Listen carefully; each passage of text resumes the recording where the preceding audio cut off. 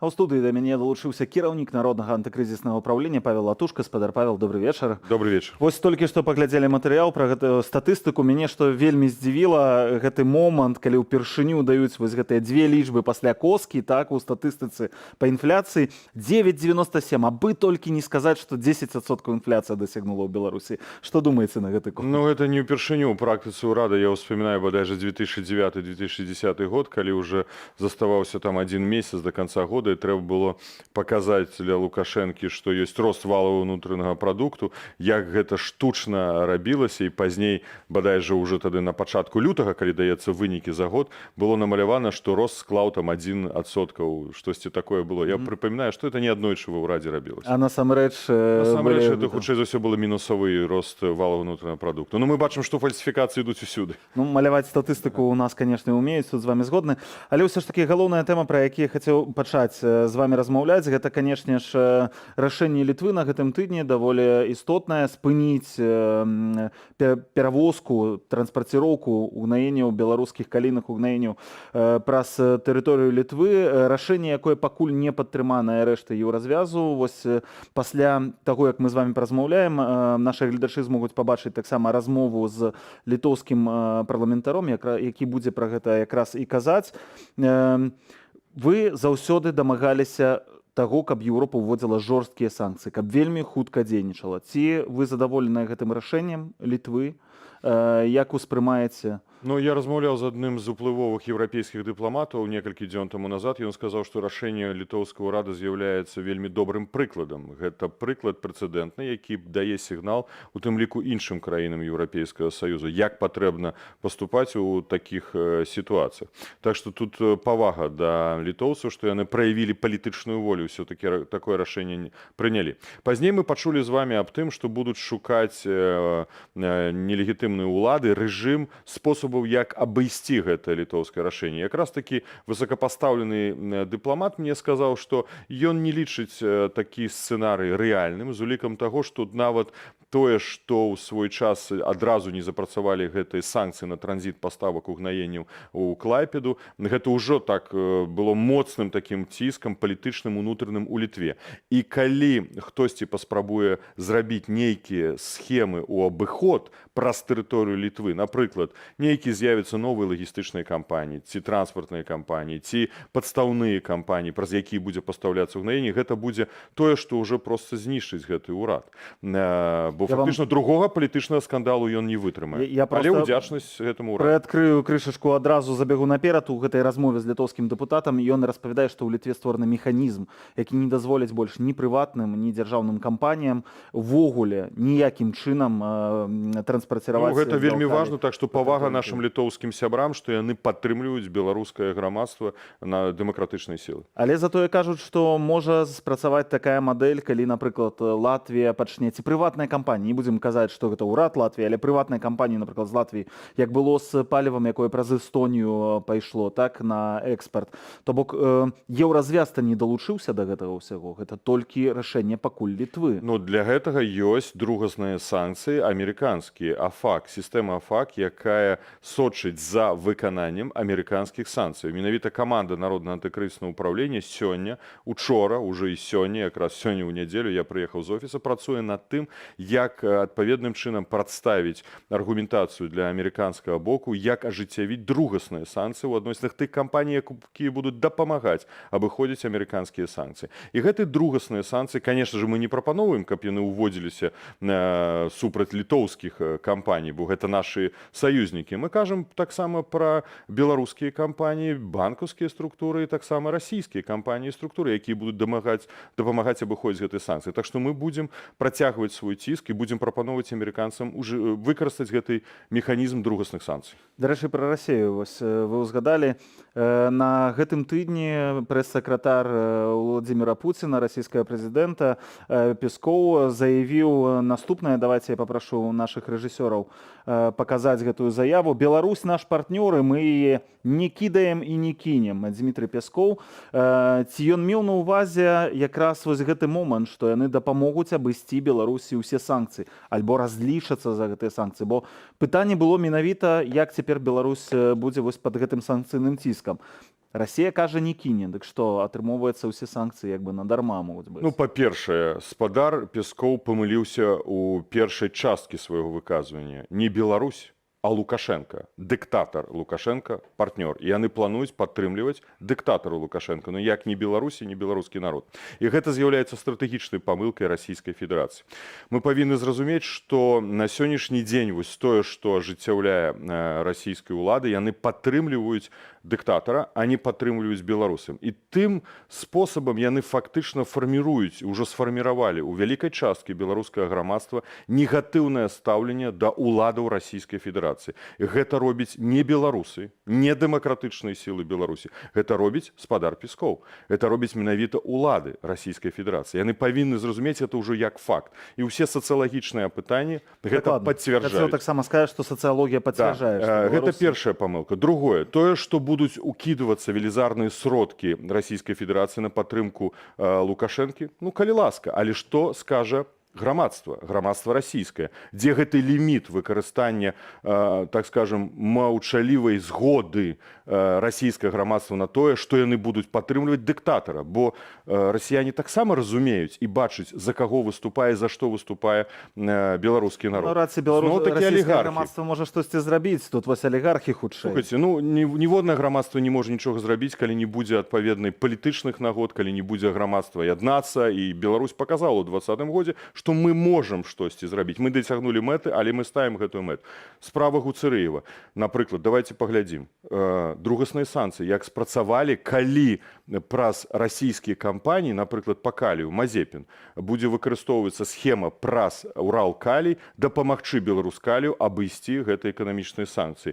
Ці не перажывае Мазепін, што гэта можа нанесці удар менавіта па яго бізнесу Уралкалія? Другасныя санкцыі, пра што мы яшчэ раз каманда Народнага антыкрызіснага ўправлення пастаянна ўзгадвае і дыпламатам амерыканскім, і ў тым ліку і расійскому боку, што гэта можа спрацаваць. Гуцэрэй уже адчуў гэта. Так, варта памятаць, што Мазепін таксама ў 2020 годзе даволі адкрыта падтрымаў пратэст у Беларусі. Вось, і цікавая справа, што ў гэтым кантэксце тут трэба баяцца і Лукашэнку. Ён фактычна як на патэльні, ён так прыгае, ён не разумее. Сябр для яго Пуцін, Захад уже не зразумела ніколі яму не паверыць. Ці аддасца поўнасці Расіі, ці не аддасца поўнасцю Расіі. Бо фактычна тое, што прапанаваў Пуцін, ён робіць у інтарэсах алігархата расійскага, а не ў інтарэсах Лукашэнкі. І, дарэчы, вось казахскі сцэнарый паказаў, што калі не патрэбны будзе ў нейкі момант нейкі палітык на чале дзяржавы, Расія таксама яго прадасць. Давайте толькі зараз вельмі хутка яшчэ вось гэты момант. Ці няма рызыкі таго, што беларускія, ну, фамільныя срэбра, як мы это называем, так, сямейныя срэбра, вось гэтыя прадпрыемствы, якія даюць вялікія прыбыткі, проста ў гэтых умовах сапраўды зараз патрапяць у рукі расійскіх алігархаў, не ведаю, дзяржавы Расіі за там паўкошта і ўсё, і Беларусь страціць. Ну, ведаеце, гэтае пытанне пастаянна падымаецца, і такая інфармацыя да нас таксама даходзіць, і гэтыя праграмы, якія падпісваліся ў гэтай нагодзе, але зноў жа такі, я думаю, што вось часта задаецца пытанне, па што нам кантактавацца з еўрапейскімі палітыкамі, з еўрапейскай дыпламатыяй. Вось якраз такі нашы кантакты з амерыканцамі ў гэтым кантэксце вельмі важны, бо патэнцыяльная пагроза прымянення другасных санкцый на алігархаў расійскіх, на іх бізнесы павінна стрымліваць Расію ад такіх захадаў. Я думаю, што тут схема можа быць такая з Мазепінам. Хутчэй за ўсё могуць прапанаваць расійскі рынок для Беларускалі. Мазепін накіроўвае ўсе свае рэсурсы, кідае на іншыя, ідзе такая замяшчэнне, да, паставак, і прыбытак уже пазней дзеліцца. Ці гэтую схема можа працаваць з пункту гледжання другасных санкцый, а факт мы будзем гэта аналізаваць вельмі уважліва. Але Мазепін, трэба зразумець, ён у 2020 годзе вельмі актыўна спрабаваў кантактавацца з беларускай дэмакратычнай апазіцыяй. Ён хацеў купіць нават Тутбай. Такія былі захады. Так што ён, напэўна, не сябр для Лукашэнкі. Ён не сябр Лукашэнкі, але адносна таго, наколькі баяцца алігархі Захада і заходніх санкцыяў, ёсць сумневы, таму што яны хутчэй больш Пуціна баяцца. Узгадаць хаця б гісторыю з крымскім мостам, якую будавалі расійскія алігархі па загадзе Пуціна. Ніхто спачатку не хацеў пад санкцыі ісці, у выніку мусілі. Але давайте гэтую тэму пакуль пакінем. На гэтым тыдні, можна так сказаць, завяршылася ўся сітуацыя вакол Казахстана. Мы назіраем пэўную, калі гэта так можна назваць, там, стабілізацыю. І вось тут цікавае пытанне, якія высновы зрабіла з гэтага беларускія прыхільнікі пераменаў, ну то бок вось народнае антыкрызіснае ўпраўленне у тым ліку, Таму што мы пабачылі, што цяпер ёсць новы інструмент. Вось у гэтых дыктатараў, якія ўтрымліваюць уладу, яны проста гатовы ўводзіць войскі і жаўнерамі з аўтаматамі стабілізоўваць сітуацыю проста калі людзі хочуць нейкіх пераменаў. Я думаю, что колокол зазвенел в ушах всех диктаторов. Если мы посмотрим на развитие ситуации в Украине, то, что Украина идет тяжелой дорогой строительства демократии, противоречивой, сложной, встречая на пути огромное сопротивление, прежде всего внешнее, ну в том числе и внутреннее.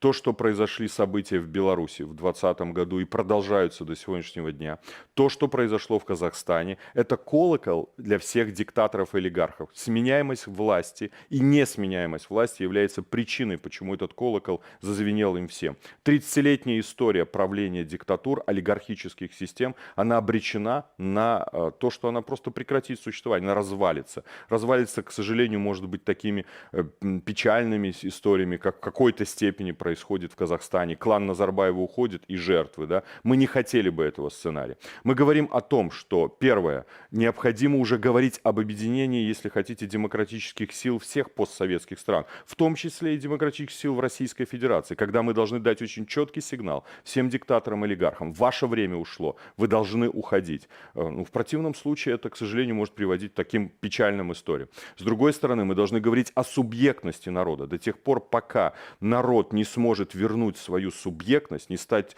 тем инструментом, который определяет, как будет развиваться государство, перспективы для преобразований демократических нет. Поэтому для нас это вывод. Главное – это субъектность людей. Следующее. Если сегодня белорусы выйдут в таком же количестве, как выходили в 2020 году, я себе все-таки вряд ли представляю историю, что войска УДКБ приедут к нам. Да, могут приехать российские войска, но отдаст ли Путин приказ стрелять в белорусов? Я не думаю, что он отдаст приказ, потому что это вызовет огромную волну протеста и негодования в самой Российской Федерации. Я убежден. Это все уже показывает неоднозначность этой истории, которая, в том числе и пример Казахстана, нас в этом убеждает. Ну, там забивали людей, туды адаслалі войскі, прычым некалькі тысячаў расійскіх жаўнераў. У прынцыпе, ў Расіі я не шмат чуў галасоў, ну, сярод толькі дэмакратычнай апазіцыі. 30% населения России поддержало ввод российских войск на территорию Казахстана. По крайней мере, такие я читал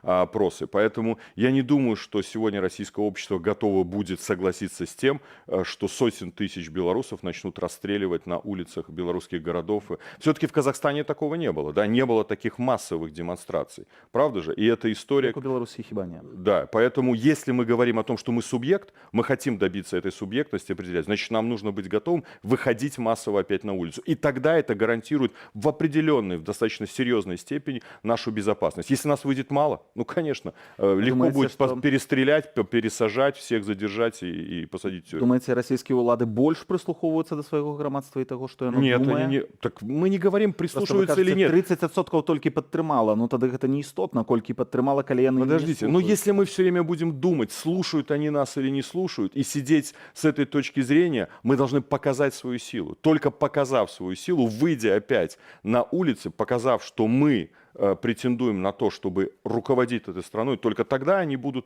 считаться с этим в той или меньшей степени. Ведь белорусы не готовы стрелять даже в это гестапо, да? Хотя часть общества уже готова стрелять в них. Все-таки мы понимаем, что стрелять начнет кто первый? Лукашенко.